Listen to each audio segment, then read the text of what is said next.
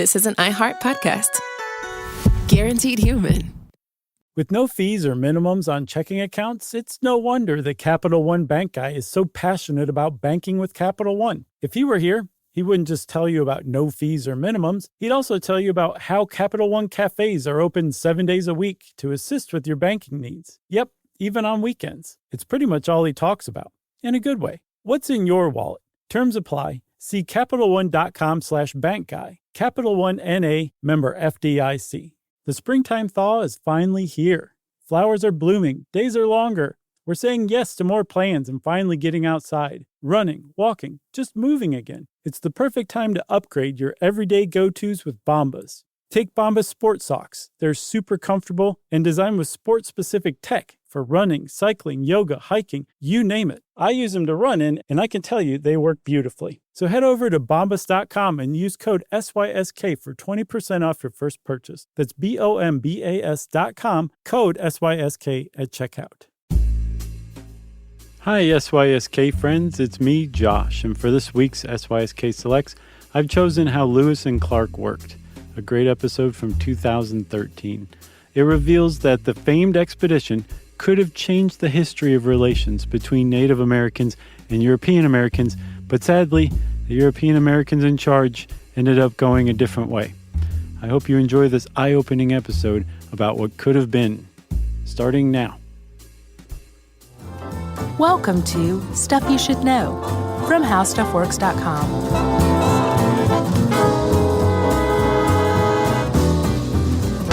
Hey, and welcome to the podcast. I'm Josh Clark, and there's Charles W.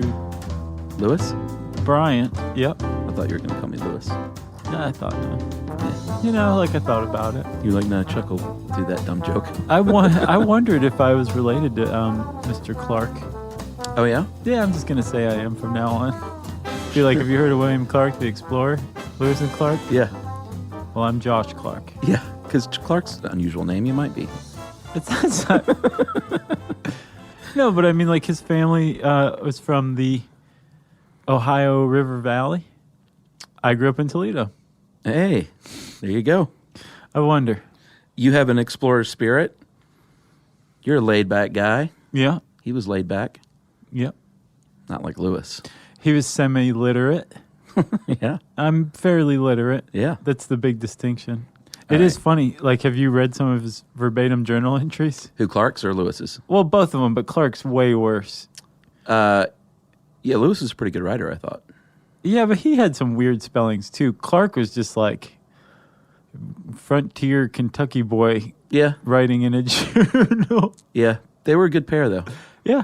And this isn't one of those podcasts or stories where you look back and you're like, oh, you know, history's really pumped this up, and they were really kind of like this and like jerks. And no. This was really a great story, and they were actually true American heroes.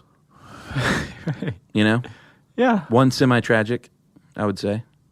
Well, the ending is pretty tragic. No, but Lewis is manic-depressive. Yeah. By all accounts. Yeah. Back then they called it prone to fits. Right. But modern people say, no, he was probably manic-depressive. Right. And I prepped by watching the 4-hour Ken Burns documentary last night. 4 hours? Yeah, I thought it was 2 hours. And I was like, oh, I got this. Yeah. And then I got to the 2-hour point, and I was like, wait a minute. They just hit the Continental Divide. I don't think I'm at the end. That's so funny because in the email you emailed me to suggest that I watch it. You called it a 6-part, not 4-hour. Well, they had it on YouTube in 6 parts, right. But in actuality, it's 12 parts. That's hilarious. All right, so let's do this. This is one of my favorite stories in history. Is it really? Yeah, man. And again, I've said this before. Why isn't this a movie? Like a really good movie, not the... have you seen Almost Heroes? Yeah, right. There you go. No. All right, so Chuck, Lewis and Clark, Meriwether Lewis, William Clark. Yeah. Pair of Army folk turned explorers, thanks to a little bit of, I guess, serendipity. It would have been somebody else had it not been these guys, because really the whole idea of this expedition, which was called the Corps of Discovery, yes, which sounds like a soccer team, it was the brainchild of Thomas Jefferson. Yeah, and the brainchild of TJ, because he's like, hey, I just doubled the size of our country Right. by buying a bunch of land from Napoleon. Do you know the background on that? The Louisiana Purchase? Yeah. I know it's the greatest land deal in the history of the world, probably. Yeah. But what do you mean? Well, it was the French's land, and they were about to give it to the Spanish. Well, the Spanish were west of them, so probably. And the French had barely any presence in this area, but Yeah. it was their land. But the Spanish, had they taken over, they would have been a real problem because the Americans had access to the port of New Orleans because the French were basically absentee landlords there. Yeah. And so the idea that the Spaniards were about to get it, that was a big problem. So Jefferson sent some people over to France to try to negotiate something. Right. And it turned out Napoleon was having all sorts of problems, and it had been recommended to him by his people, just sell it to the Americans. They're coming over. They want to talk. So I think James Monroe was sent by Thomas Jefferson with a limit of $10 million to do something, to buy Florida and New Orleans for up to $10 million. Yeah. Monroe found out he could get all of the Louisiana territory, which went up to Canada. Yeah, Louisiana really undersells it. It went from the Rockies all the way over to the colonies. Yeah. And then up to Canada and down to the Gulf of Mexico. Yeah, it was double the size of our country. Yeah. Overnight. So Monroe was like, I'll give you $15 million for it. And the French were like, sold. So he bought 827,000 square miles of North America. Yeah, about 3 cents an acre. And that was a chunk of change, though. I think that was double what our gross economy was at the time. But it's a pretty good investment. That was a great investment. Yeah. Could you imagine, though, how weird that would be if it had gone a different way? The United States could have ended it about the Mississippi River, which it did at the time. Yeah. And just beyond that, on the other side, could have been Spain. Right. Or not Spain, but you know what I mean. A Spanish colony. Well, it could have been a lot like Africa, all of these former colonies that are just adjacent to one another. But this was a French colony. This was a Belgian colony. This was a British colony. And I think the Brits controlled Canada and the Oregon Territory at the time. Yes. Yeah, we were all sandwiched kind of in there together. Yep. So we buy from the French. We go fight the Spanish for the rest of it. And in between all of this, we send Lewis and Clark to go check out what had just been bought. And this expedition was going to happen anyway, but we thought that we were going to have to ask for permission to go through this area. Right. But now, all of a sudden, it was America. And that added a facet to this expedition that hadn't been there before, which was basically informing the Indians that they were now living in America, and they had a new great father, which is how Meriwether Lewis put it. How he described TJ. Yeah, you have a new great father who lives in a lodge in Washington, D.C., and you can come visit him and see like how great it'll be to live under his patronage. But not really. Right. Sign this treaty. So he was his private secretary, Lewis was, his kind of personal aide. And he knew what kind of dude he was, maybe drank a little too much, was prone to depression. But he sort of gave him this job to help him out. He thought he'd be good for it, don't get me wrong. Right, he groomed him for the position. But yeah, he thought it would be, he had a vested interest in the man. And he's like, this is going to be really good for Lewis. This is what he needs. Right. He was 29 years old, which is remarkable to me. Good sharpshooter. He said, you pick your partner. He picked William Clark, who was his former captain, I believe, in the Army. A couple of years older, and he looked up to Clark quite a bit. Right. It was like, I need you, brother, because you complete me. Right. Which, by the way, we should probably say there's absolutely no evidence whatsoever that Lewis and Clark were ever gay. Clark definitely wasn't. Is that a rumor? Yeah, there's a lot of conjecture about. Really? Meriwether Lewis he courted several women and was rejected by all of them. He was a total eligible bachelor, never married, never was engaged or betrothed or anything. So, of course, as time wore on, people were like, well, he must have been gay. I'd never heard that. There's been a lot of conjecture, and they've come up with the idea that he probably wasn't gay, but that he was bi. No, that he had something of an aversion to women that was not necessarily based on any kind of sexual orientation. He just didn't know what he was doing, and he didn't feel comfortable around women. Yeah, and we'll get to that. The main goal, well, there were a couple of main goals. The main goal for Jefferson was, hey, I want to find this all-water route to the sea. That's really important for trade. Right. And also, hey, let's check out this thing we just bought, right, and go out and record as much of it as you can. Animals, plants, people, what the heck is out there, basically. Come back and tell us. Right, and Lewis wasn't exactly a slouch when it came to this kind of stuff. His mother was a celebrated herb doctor in Virginia. Yeah, she knew what she was doing. And she kind of raised him in the woods, so he was pretty good at botany. But to just kind of further his education, and not just that, but all sorts of other things that would come in handy on the expedition, Jefferson sent him to the American Philosophical Association, which was the first learned society in North America.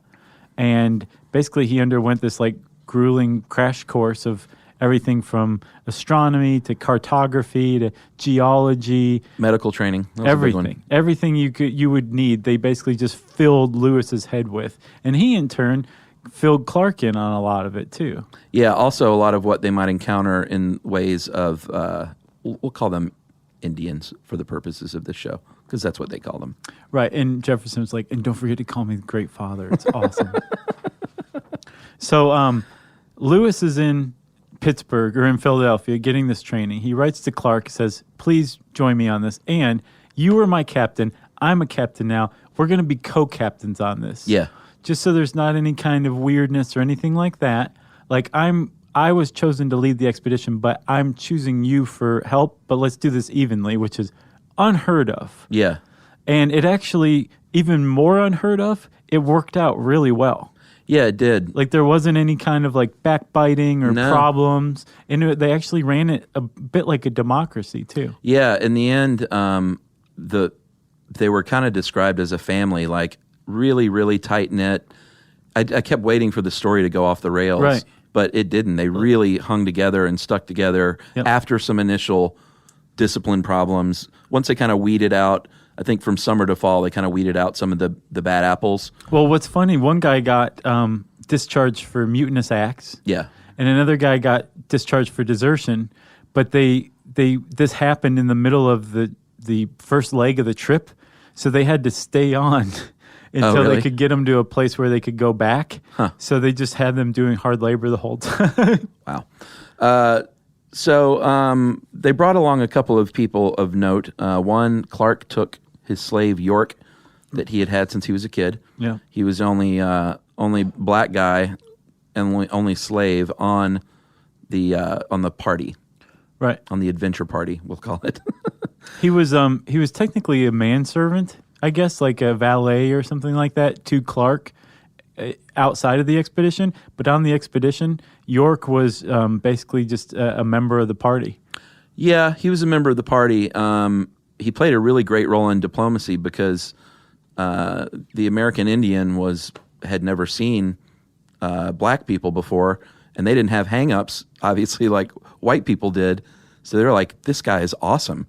He's huge, and he's strong, and look at that like amazing black skin that's even darker than ours. Like they really thought he was great. Yeah. And I'm sure all the white people on the thing were like, well, yeah, hey, look at me. What about me? Yeah. My pale white skin. I'm friends with the Great Father. But he played a great role in diplomacy. And like you said, was generally treated pretty well. Although he did get sort of some of the crap duties. Well, plus he also got royally screwed over at the end of the expedition. Oh yeah, we'll get to that though. Okay. And so we have York with Clark, and then Lewis purchased a dog for $20 named Seaman. And they used to think it was Scannon because these guys' handwriting was so bad that for basically a century, like everybody thought it was Scannon for 2 centuries, and then somebody figured out, well, wait a minute, why is one of these rivers called Seaman's Creek? Right. And then they realized, wait, that's the dog. That's the dog. Everybody, by the way, had something named after them, and they had trouble coming up with names for everything, like York, the York Islands of Montana. Like everybody on that tour had something named after them, which is kind of neat. Yeah. So he was a Newfoundland dog, and he made it the whole way. We're happy to go ahead and spoil that one. Yeah. which is great because they ate dogs, by the way, at some point on this trip. They ate a lot of horse. Yeah, they did. So, like you said, they started in Pittsburgh, but the official start was really in St. Louis in December of 1803. And they were like, all right, let's hit the river, the Missouri River. Well, that's where they assembled camp and wintered Oh, that's outside of right. St. Louis and They assembled started- all their people and ran them through like army training and Yeah. then took the best of the best. They officially started in May, the following spring. Of course, you wouldn't start in the winter. Right. So they had a big keelboat and a couple of smaller canoes and said, let's hit the river. And they did so. They said, let's do it. Because again, ultimately, Jefferson was looking for a northwest passage across the continent to the Pacific, and he wanted to see if you could basically ride a river all the way across the country. Yeah, by the time, I think there were about 45 people at first, but when they eventually whittled it down, the official Corps of Discovery was 33 people. Right.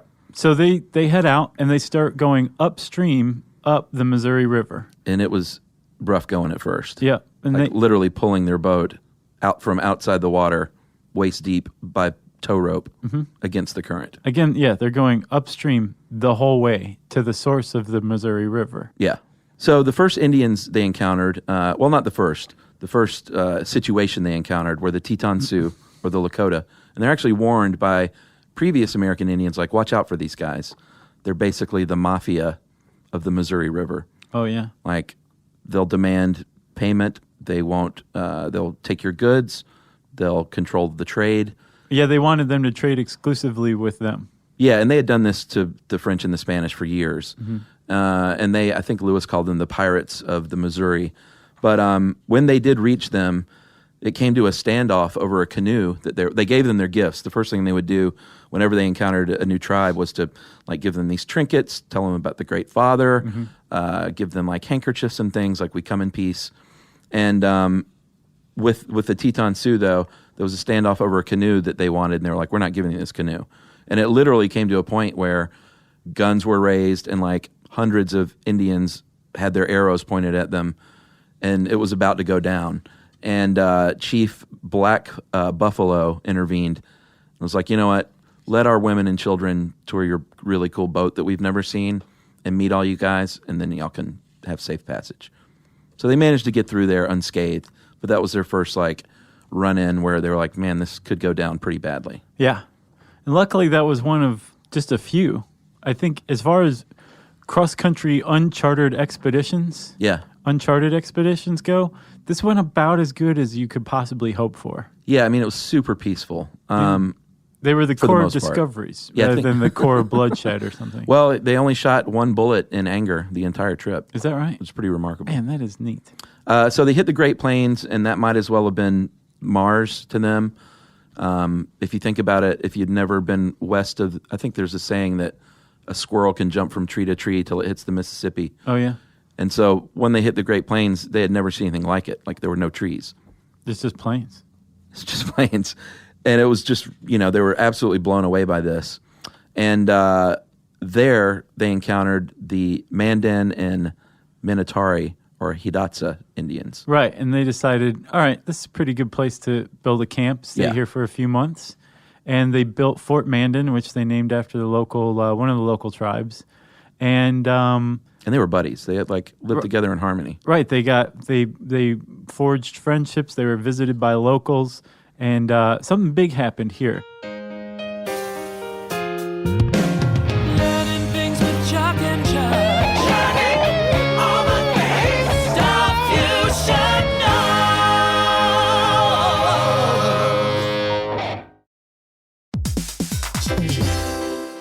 Hey everybody, we're here to talk to you about Wayfair, who believes that spaces should be functional, they should be comfortable, they should be well designed, and they can be well designed by you with their help. Your updated space should feel more comfortable, inviting, and practical for everyday use. And we're talking about outdoor seating. We're talking about grills. We're talking about major appliances. If you need storage solutions, Wayfair can help you out. Patio lighting, rugs, decor. It is your one-stop shop for home. Yeah, I mean, it's getting nice out, so it's time to think about living outdoors for the next few months. And Wayfair knows that outdoor furniture, it's heavy, it's intimidating to assemble. So Wayfair has stepped in and said, we're going to handle the hard part so you don't have to. That's right. You can shop Wayfair Verified, your shortcut to the good stuff. And that means their team of product specialists are going to vet everything by hand using a 10-point inspection, testing things like, quality materials, functionality, and features, and even how long it takes to build that piece of furniture. And the overall experience save time, reduce hassle, and improved convenience. Patio season is here, and these deals won't last. So head to wayfair.com right now to get your outdoor space ready for way less. That's WAYFAIR.com.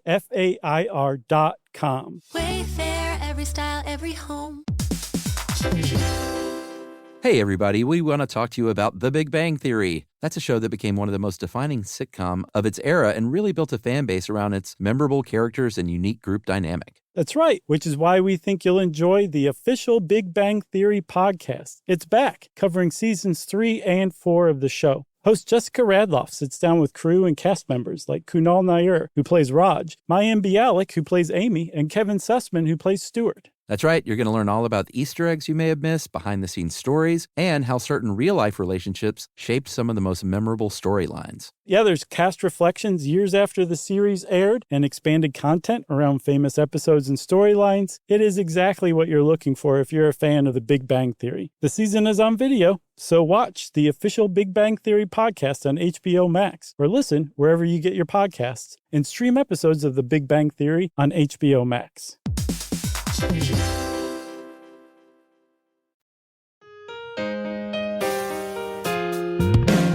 Learning things with Chuck and Chuck. Johnny, all the things, stuff you should know. Okay, Chuck, so we're at Fort Mandan. Yeah. Which is where in South Dakota, I think? Yeah, it's in the Modern day Dakotas. South? They were having a good time, hanging out, having lots of sex with the local ladies. Yeah, there was a big problem with venereal disease on Yeah. the expedition because, they were having a lot of sex with Indians, and Sure. the Indians had syphilis, which was something that was unknown to Europeans. Yeah. And Europeans contracted it very easily. So that was a big thing. Well, that was another thing about Lewis, too. Apparently, everybody else on the expedition Oh, was he not? had sex with Indian women, and he was he stayed away from it. His journal entries about Indian sexual practices were very Interesting. snide, I think is a way one person put it. It's just he was an odd duck, I get. What if he tried to put on that he was just, cleaning up? And they were like, Lewis, it doesn't hurt when he pees. Something's going on. It doesn't burn. I don't think he's having sex. He's an outlier. No, he says he had sex with all those women. Right, yeah. No. Burns when I pee. Does it burn when you pee? Right. Doesn't burn when Lewis pees. Yeah. So apparently burning when you pee was a big thing on Sure. on that Corps of Discoveries discovered syphilis too. All right. So the other important thing that happened here, which is I think what you were getting to, was they hired a French-Canadian trapper named Toussaint Charbonneau, but what they were doing was hiring his wife. Yeah, Sacagawea. Sacagawea or Sacagawea. I didn't mispronounce it. You didn't mispronounce it. There's a lot of pronunciations. Yeah, but there's only one that's right. And the right one is based on the journal entries of Lewis, Clark, everybody else on the expedition. Because this was an expedition. Everyone was expected to make notes and Yeah, they were all write journaling. the stuff down. Right. Yeah. And Sacagawea is mentioned dozens of times in these journals because she did do some outstanding stuff. Oh, yeah. And she's mentioned phonetically. So it's Sacagawea. Yeah. Also, at some point, it's also mentioned that her name is Shoshone for bird woman. Yeah. And in Shoshone, Sakaga is bird and Wea is woman. So it's Sacagawea, not Sacagawea. That's right. Well, I mean, that's a big point. It's true, although in the Ken Burns thing, these historians all pronounced it differently, Yeah. which was sort of frustrating. Well, yeah, there's Sakakaweka Yeah. and then Sacagawea. Yeah, one of the ladies called her straight up Sacagawea. I was like, how can Straight up Sacagawea? Straight up. So she was very important because A, she was a translator. B, she was essentially a white flag everywhere they went. Yeah. And I don't think we said this, but by the time they broke camp to leave, she had a baby. Yeah, she actually gave birth to her first child in Fort Mandan. Jean-Baptiste Charbonneau. Yeah, who was pretty cool. Grew up to be pretty cool. Yeah. For sure. But Sacagawea, if we say Sacagawea too, I think that's fair. Okay. She was 16 at the time, and she was married to Charbonneau. She was one of two of his wives. And I didn't hear anything about the other I didn't either. Shoshone woman. Did she not go along or something? I don't think so. Okay, all right. So she, Jean-Baptiste, and Toussaint were a family, even though Sacagawea was Toussaint's slave wife. Like, he'd purchased her. Yeah, yeah. But she was Shoshone, and the reason why she was so valuable is because the expedition leaders had found out that the Shoshone were known for their horsing abilities. Yeah. And For the horsing expedition had 2 horses that they set out with, and we're like, we're going to need a lot more. Sure, at some point. We need to trade with the Shoshone when we make it to the Rockies, and we will need this woman. And she comes in handy to a spectacular degree in this sense. Yeah, and not only was she a white flag, she was just great for the spirit of the camp to have a woman there. Yeah. And the Apparently, baby was a charmer, too. Oh, of course. You know, you can't pull up with a woman and a baby and say, like, we're warring people. Exactly. You know? Apparently, across all tribes along the plains, if you have a woman and a baby in your party, you are automatically not a war party, and therefore you come in peace. Yeah, and she was also pretty awesome. Charbonneau himself was described as quite average. Yeah. But Sacagawea was the real deal, like one of the bravest members of the expedition. And at one point, one of the boats overturned, and they were losing a lot of their important records and things, and she was the main one that was like, boom, in the water, retrieving this stuff. Yeah. While Charbonneau was, I don't know what he was doing. Oh, who knows what Charbonneau was doing. But Sacagawea was swimming, retrieving this stuff. This is after she'd given birth. This is while she was breastfeeding, walking scores of miles in any given week. She was pretty tough. Yeah, and you know, we'll go ahead and spoil this. That baby, like we said, lived. It made it all the way there and back. Mm-hmm. This brand new baby, till the age of about, I guess, 2.5. And he just stole William Clark's heart. Yeah, he loved him. He ended up adopting him. He did. Yeah. He adopted him and educated him in St. Louis. Yeah, after she died. Yeah. He adopted both her kids. Yeah. Much later. So, but yeah, his name was Jean-Baptiste the baby, and he was nicknamed Pompey because of his pompous little dancing antics. Right. Clark found him to be quite the little dancer. So the other way that Sacagawea was helpful to this expedition was that she was a translator. She could speak Shoshone, obviously. Yeah. She could also speak Hidatsa. Mm-hmm. And so her husband could speak Hidatsa. So if she was speaking to a Shoshone, let's say they encountered a Shoshone person. Yeah. The Shoshone would speak to Sacagawea. Yeah. She would say what they said in Hidatsa to her husband. Yeah. Her husband would say in French what had just been said in Hidatsa to another man who would in turn tell William and Meriwether what had been said in English. Yeah. That was the translation line. Yeah. And Sacagawea was the pivotal point of this as far as speaking to Plains tribes went. Yeah, and you would think that's setting it up to say, and like big problems arose because of it, but it really worked pretty well. No, because they were also trained in plain sign language too. Apparently there was a lot of gesturing that was fairly universal that a lot of the people who were recruited in St. Louis originally were familiar with too. Yeah. So they got along pretty well. They did. Okay. All right, so after the Mandan villages, they broke camp and went on to the confluence of the Yellowstone with the Missouri and entered a land where they started seeing, like, when they hit the plains, they started seeing these crazy animals they'd never seen before. It's important to say they didn't discover anything. Yeah, it's very important to say that. They were just the first white guys to record it for science. Yeah. But prairie dogs and elk and buffalo by the tens of thousands, antelope, all kinds of things to them that were just these weird animals. They actually sent a live prairie dog back to Jefferson, which was pretty neat. It's hilarious. And it made it all the way.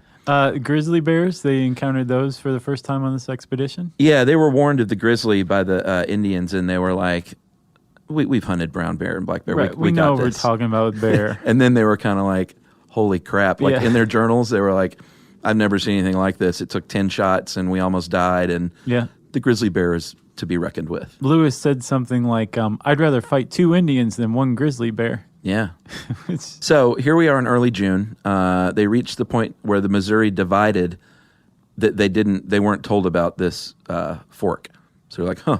Right. What should we do here? It went in equal parts, north and south. Yeah, I mean, it was like a hardcore left and right. Yeah. Hardcore. There was basically everyone in the party agreed on one direction except Lewis and Clark. They were like, we're old school. We like NSYNC. Yeah. So they, despite the fact that everyone disagreed, they followed them, and that just shows like how united they were. They were like, you know what? We don't think you guys are right, but we're going to follow you because you are our captains. Right, and we want to see your faces when you realize you're wrong. Which actually would happen. But it wouldn't lead to like eating each other like the Donner Party. No, so they keep moseying along, and they're doing pretty well. They got to a point where Clark looked down one day. I think it was Clark. It was possibly Lewis, too. It was Lewis. And he realized that a little stream at his feet was running west. And he realized that they just crossed the Continental Divide.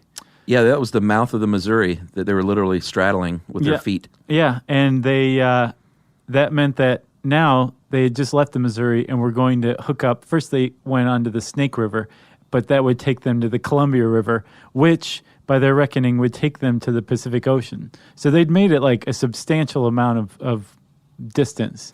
Yeah, that was a depressing moment, though, for Lewis, because he thought when he reached that ridge that he would look and see just downhill to the ocean. Yeah. And what he saw was Rocky Mountains. Nevada. Yeah, and he was like, oh, man, this is not going to be very easy. No. We didn't know about the Rocky Mountains. No, and even still, when they finally do think that they see the ocean, they still were 25 miles away from it when they finally get to that point.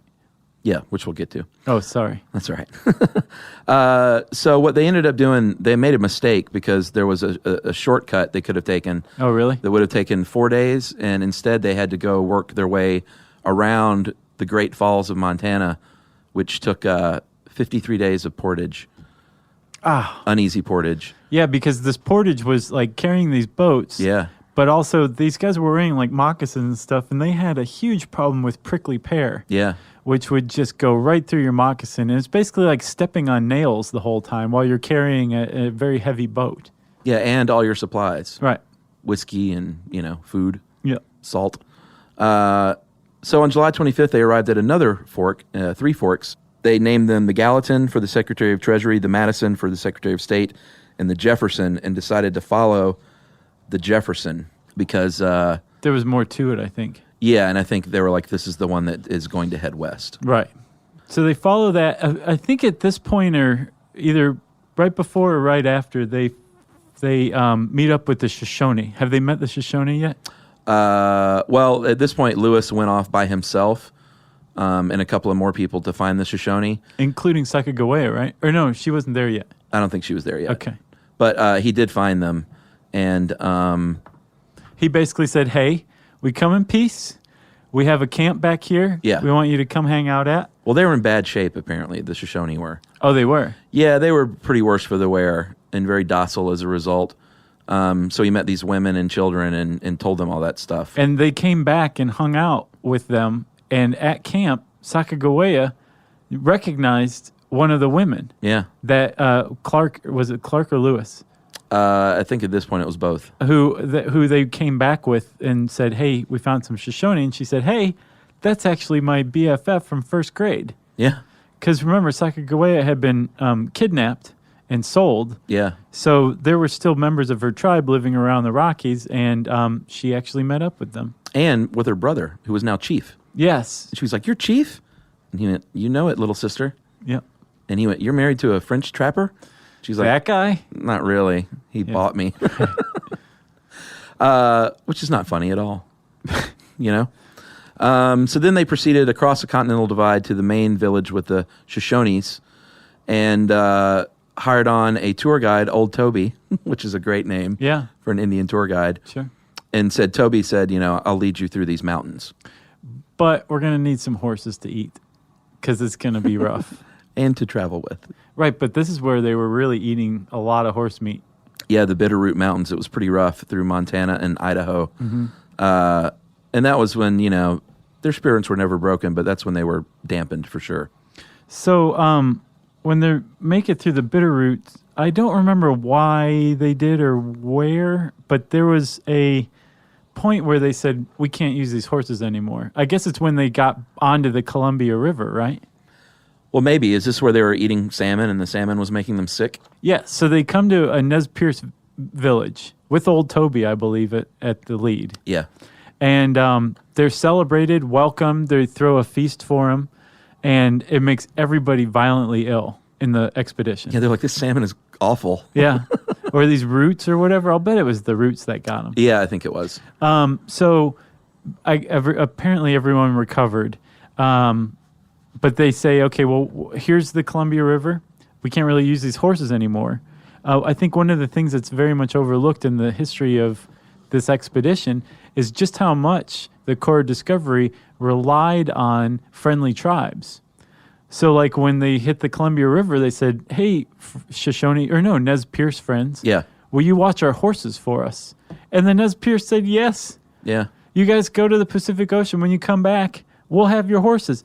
Go ahead and brand them so you know which ones are yours. And they did. Yeah. They left their horses with the Nez Perce. Yeah, I mean, it was kind of the best case scenario story for most of the trip. Yeah, it's pretty cool. And that is actually, too, where they were, where they traded for dog to eat, which was one of the only disappointing parts of the story for me. Yeah. That and what happened to York. All right, so at this point, it's mid-October. Yeah. They floated down to the Great Falls of the Columbia, which is now Celilo Falls. And think about how much easier it was at this point. Like, they're not going upstream any longer. They get to go with the current. True, but it was the Oregon Territory, so they were getting rained on constantly. Oh, yeah. I mean, it was pretty brutal conditions. But you're right. It wasn't like slugging through in the summertime, Right. pulling that boat upstream. Stepping on prickly pear. Exactly. So this is where on November 7th, they thought that they saw the ocean. It was actually a bay about 25 miles inland. And one of them said, ocean in view, O-C-I-N. I love the ocean, O-T-E-A-N. In the same paragraph, they misspelled ocean two different ways. Give them a break. Come on. Finally, by mid-November, they strode upon the sands of the Pacific. And this is the really sad part, is that Merriweather called it tempestuous and horrible. Like, he wasn't like, oh, we made it. He was depressed, and he was like, this isn't like the Atlantic Ocean. This is rocky and beating us with waves. Like, the Oregon coast is rough. Yeah. And he didn't cotton to it. But what he did cotton to was being an accurate dude. By dead reckoning, over the course of over 4,100 miles, he was only off by 40 miles. Wow. In charting this ride. That is pretty amazing. It's pretty remarkable. So Sacagawea, one of the reasons she signed on, aside from being a slave to her husband who signed her on, was that she wanted to see the Pacific. She'd heard about the Great Waters. Oh, yeah? And so when they were getting closer, she petitioned Lewis and Clark saying, like, there's no way you can't let me not come with you to see the Pacific Ocean itself. Right. And they let her come along. They had word from some local tribe, I'm not sure which one it was, that there was a monstrous fish on the beach. And Lewis and Clark were like, I bet they're talking about a whale. We should go get some blubber. And Sacagawea's like, I'm there. I'm coming with you. So they took her along, and they all got to go see the Pacific Ocean and up it was close a whale. And personal that first time. Yeah, they got a bunch of blubber and oil and stuff from it. And it died first, so you can keep liking Lewis and Clark. So they camped there on the Pacific for a full 4 months. Yeah, basically they were trying to, two things. They were trying to decide what to do, and they were waiting for a boat to come by. Because they had a letter of credit from Jefferson that said, hey, if you're a boat, give these people a ride back, and we'll pay you, like, good money. Right. I read that they never seriously thought that they were going to take a boat back. Well, that was the deal, is technically they were supposed to be waiting for a boat. What they were really doing was just sort of weighing their options as to how best to go back and win. And this is the really cool part. They put it to a vote. They did put it to a vote. And it was a vote that included an African American and a woman and a Native American. Yeah. And it was Sacagawea and York both their votes were given equal weight to everybody else's. Yeah, it was very cool. Where to set up camp for the winter. Yeah, so they elected to cross the river to the south, where they were informed that there was elk and deer. You can hole up here, you can hunt all winter. And they did. And prepare yourself for the return journey home.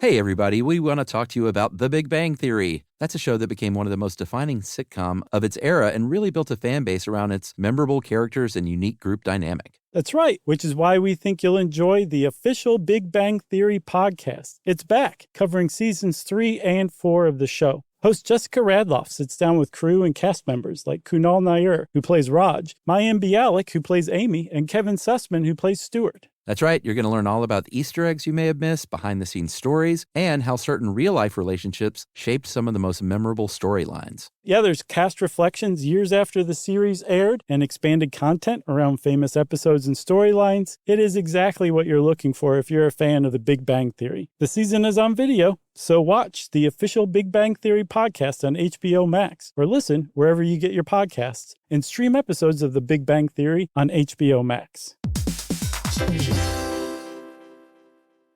The springtime thaw is finally here. Flowers are blooming, days are longer. We're saying yes to more plans and finally getting outside, running, walking, just moving again. It's the perfect time to upgrade your everyday go-tos with Bombas. Take Bombas sport socks. They're super comfortable and designed with sport-specific tech for running, cycling, yoga, hiking, you name it. I use them to run in, and I can tell you they work beautifully. So head over to bombas.com and use code SYSK for 20% off your first purchase. That's BOMBAS.com, code SYSK at checkout.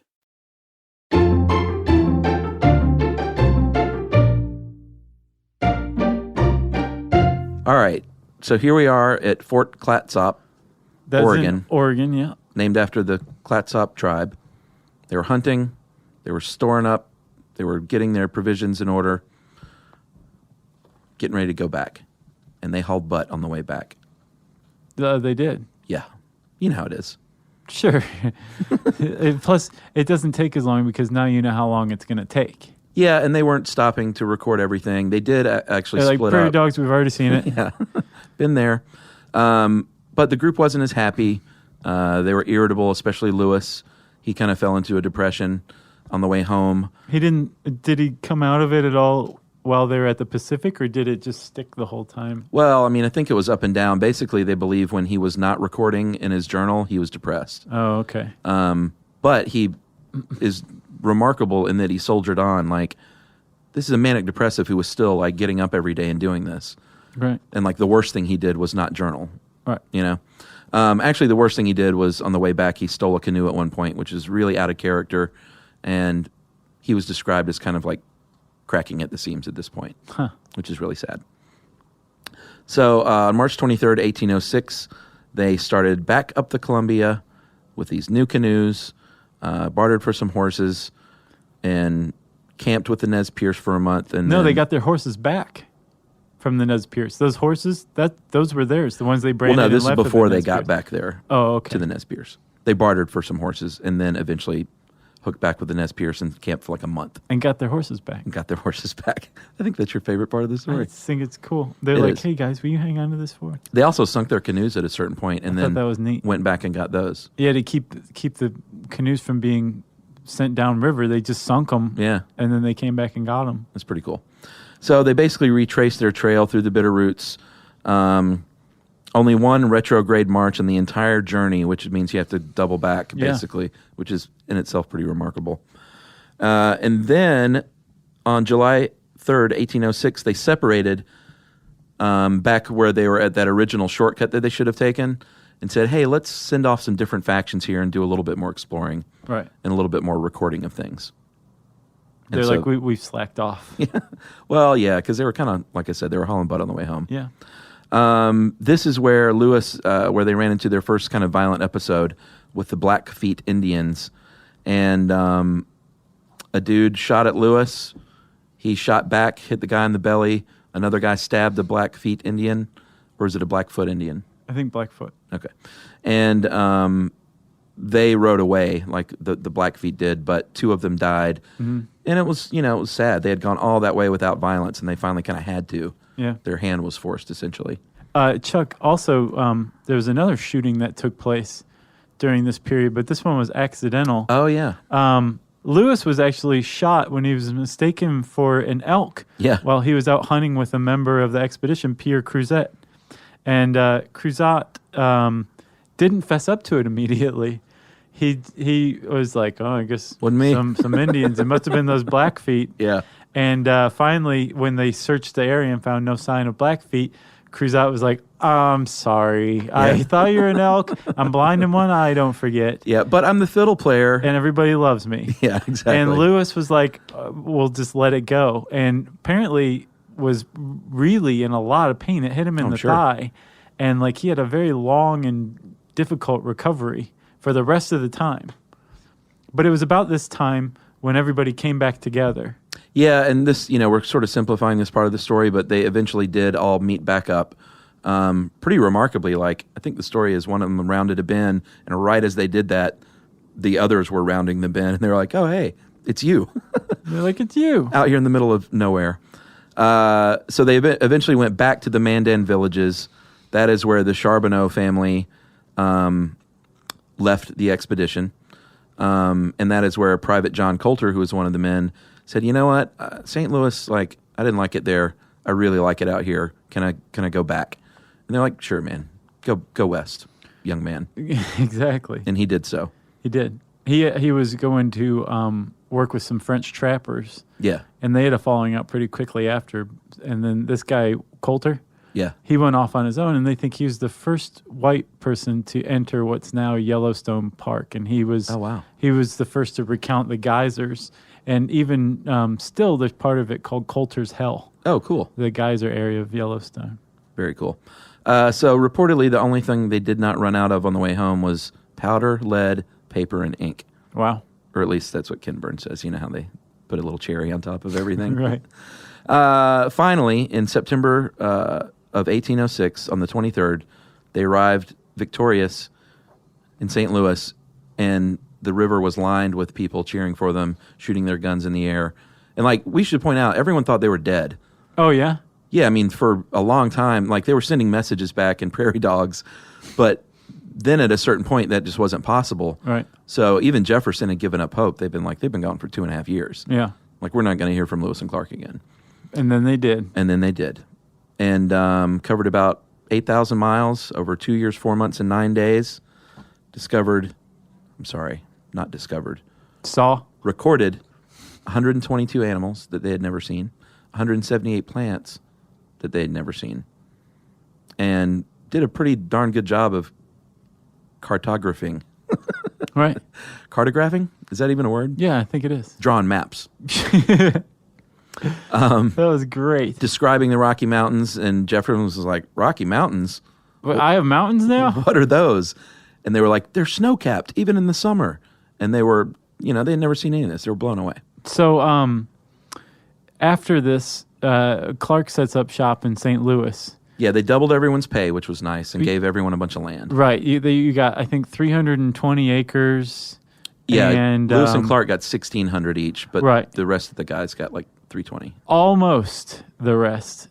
Two people did not get any land or any money, and that was Sacagawea and York. Yeah. Which sucked. Yeah, and apparently York had a difficult reentry into slavery.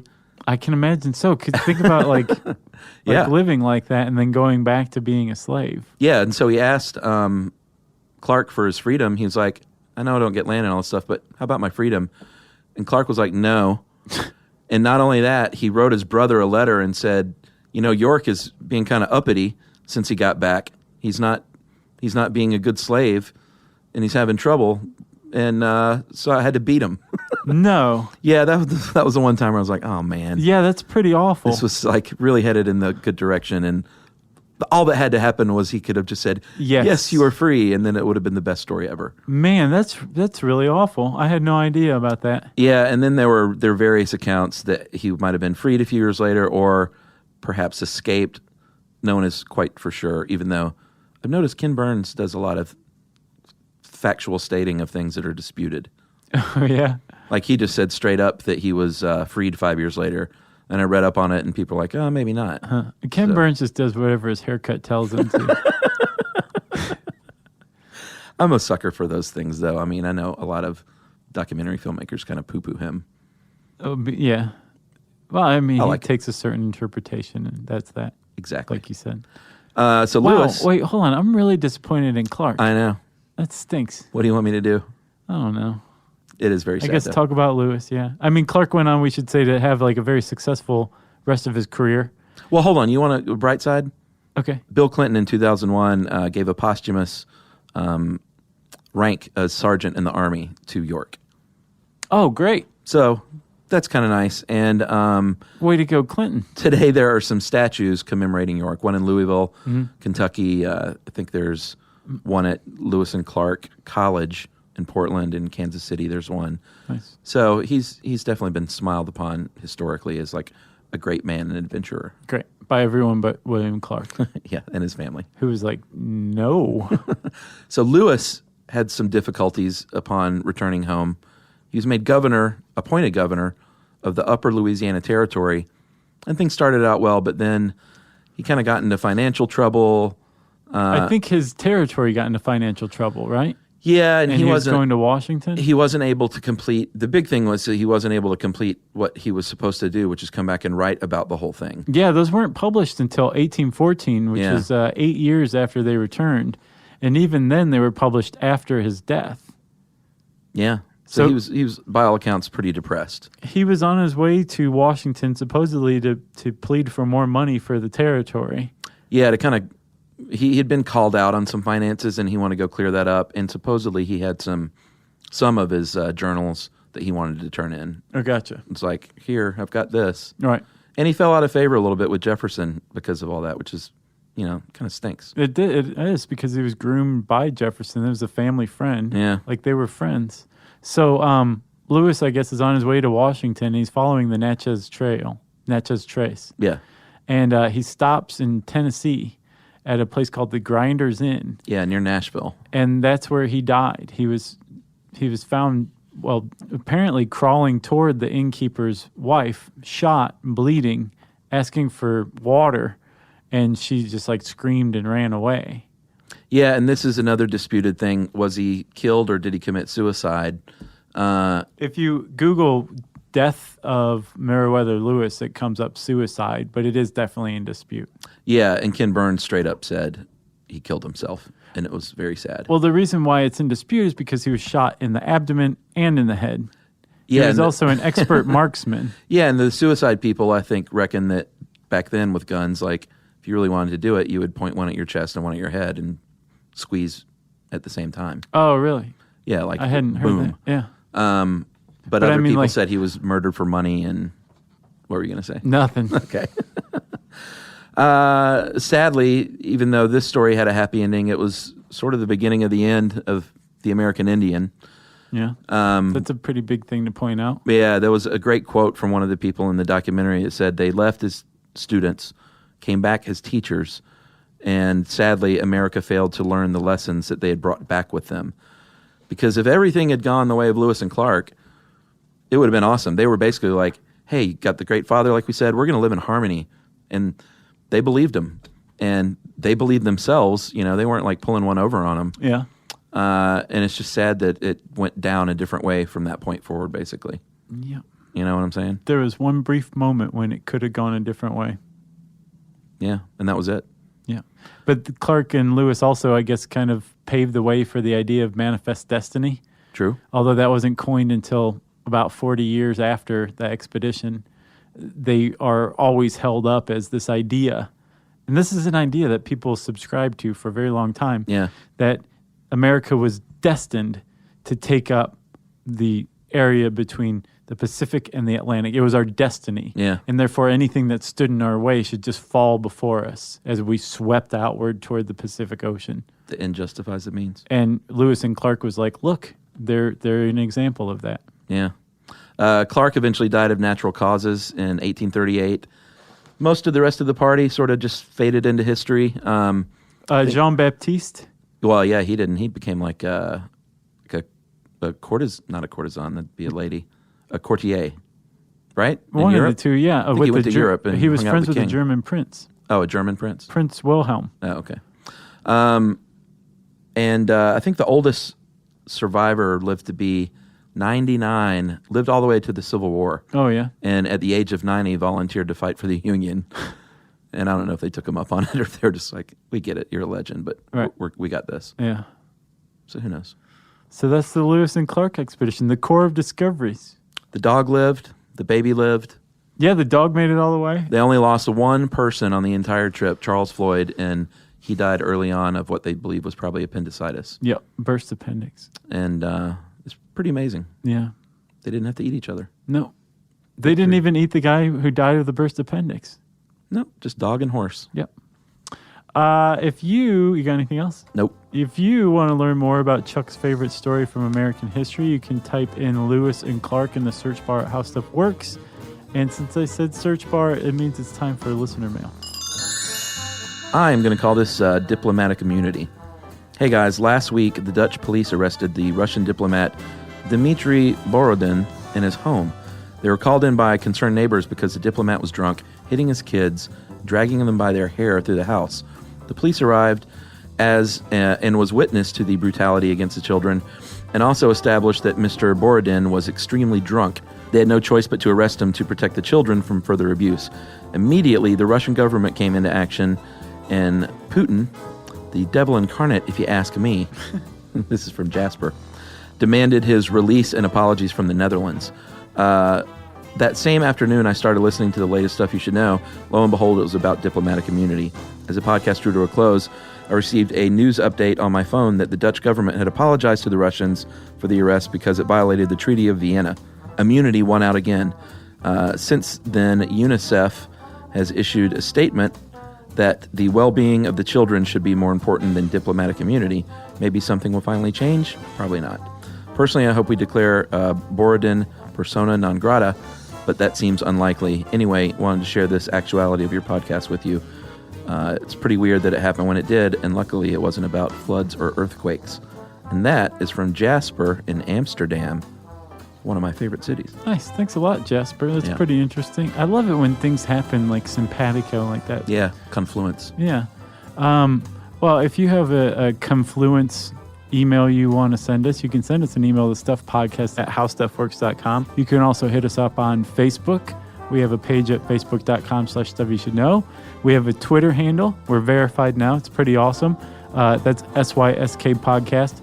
And you can join us at our good old home on the web. It's called stuffyoushouldknow.com. For more on this and thousands of other topics, visit howstuffworks.com.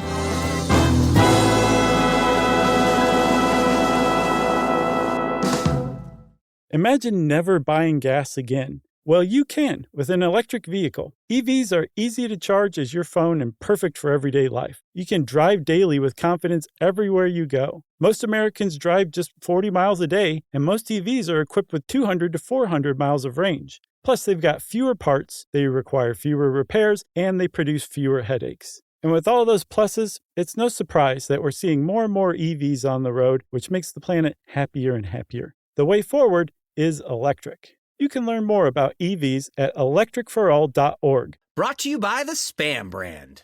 Some foods or TV shows just instantly take you back to your childhood. Spam Classic is one of those foods. It's so 90s, but also so iconic that the sight of it sizzling just makes your mouth water.